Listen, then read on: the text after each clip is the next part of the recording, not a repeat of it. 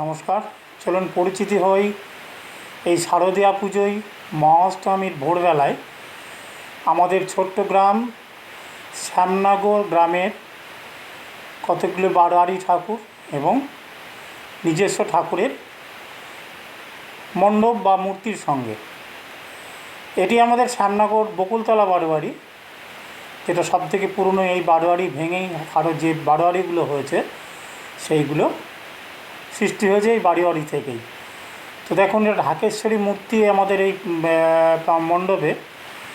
ঢাকেশ্বরী মূর্তি খুব সুন্দরভাবে সজ্জিত করে তবে এখানে পূজিত হয়। মন্দিরটা খুব সাধারণ এবং আমাদের ছোট্ট গ্রাম, এই গ্রামেই 4-5টি বারোয়ারি হওয়ার জন্য আমাদের সেই রকম বড় আকারে করা যায় না, যেহেতু ব্যয়বহুল পুজো।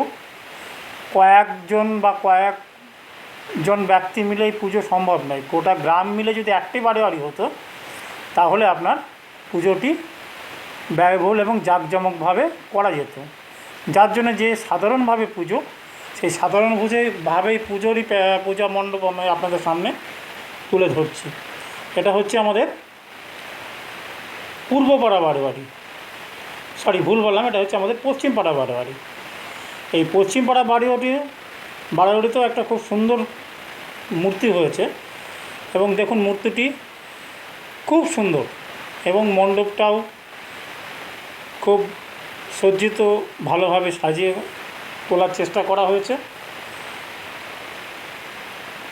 এবং মূর্তিটিও আমার খুব ভালো লেগেছে। এখানে আমি কিছু একটা কথা বলি। আমাদের প্রতিটা বারোয়ারিতেই লক্ষ্য করলে পাওয়া যাবে একটি করে বেলগাছ। ওই বেলগাছের কাছে আমাদের প্রথমে দেবীর ঘট বোধন করা হয়। বেলগাছকে আমাদের হিন্দু শাস্ত্রে খুব শুভ মনে করা হয়। এই ভিডিওটি তুলেছিলাম একটু সকালে, সর্বশেষে এই ভিডিওটি তোলা হয়েছিল, যার জন্যে সকাল হয়ে গেছিল।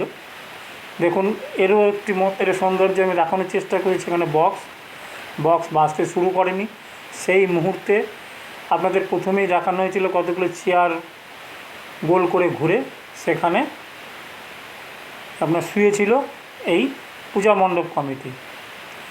এটি একটি নিজস্ব বাড়ির পুজো, ব্যক্তিগত পুজো, বাইরে থেকে তোলা হয়েছে, তখনও বাড়ি খোলেনি। আস্তে আস্তে এবার চলে যাচ্ছি আমরা মাঠপাড়ার দিকে, যেখানে মণ্ডপে পুজো সজ্জা, আলোকসজ্জা আমরা আপনাদের দেখানোর চেষ্টা করছি। মাঠপাড়া বারোয়ারি ঘরে এটা সেই মূর্তি, এই মূর্তিটিও খুব ভালো। এবং ভোরবেলায় যে একটা ঠাকুর দেখার দারুণ মজা, সেটা এবছরই পেলাম। তার কারণ প্রতি বছরই আমরা সন্ধ্যেবেলায় সকলে মিলে বেরোতাম এবং ঘুরে ঠাকুর দেখতাম। কিন্তু এবছর আমার শারীরিক অবস্থা অনুন্নত থাকার জন্য বক্সের যে আওয়াজ, সেটা আমার শরীরের ক্ষেত্রে খুব খারাপ। যার জন্য আমি সন্ধ্যারাত্রিতে অতিরিক্ত পরিমাণে বক্স বাজবে, সেই জন্য আমি সন্ধ্যাবেলায় ঠাকুর দেখতে বেরোইনি। ভোরবেলায় আমি এবং আমার অর্ধাঙ্গিনী দুইজনে ঠাকুর দেখতে বেরিয়েছিলাম। তারপরে এবার আস্তে আস্তে যাচ্ছি আমাদের বাজারে একটি পুজো হয়, যেটা এই পুজোটি প্রথমে ব্যক্তিগত ছিল। চরণ সাহা নামক একজন ব্যক্তি, যার সাইডেই বাড়ি এবং উনি একজন মিলের ব্যবসা করতেন, ওনার একটা বড় মিল ছিল। তখন আমরা দেখেছি যে উনি ব্যক্তিগতভাবে এই চরণ সাহা উনি এই পুজোটি দিতেন। কিন্তু এখন উনি মারা যাওয়ার পরে তাদের যে যারা আছেন আর কি বর্তমান, তারা এই পুজোটি না দিতে পারার জন্য আমাদের বাজার কমিটি থেকে কয়েকজন মিলে এই পুজোটিকে দেওয়া হয়। এই পুজোটি হচ্ছে আমাদের হাটের ঠিক উল্টো দিকে একটি দোকান, বাজার, ওটা চরণ সাহারই দোকান, সবগুলো ভাড়া দেওয়া আছে। সেই দোকানের ওপরে দোতলায় মন্দিরটি, খুব সুন্দর মূর্তি। এবং দোতলার উপর থেকে দেখুন, আমি চারিদিকটা একটু দেখানোর চেষ্টা করছি ভোরবেলায়, যেখানে একদম নিরিবিলি নিস্তব্ধ, ঠাকুর দেখার লোক নেই বললেই চলে।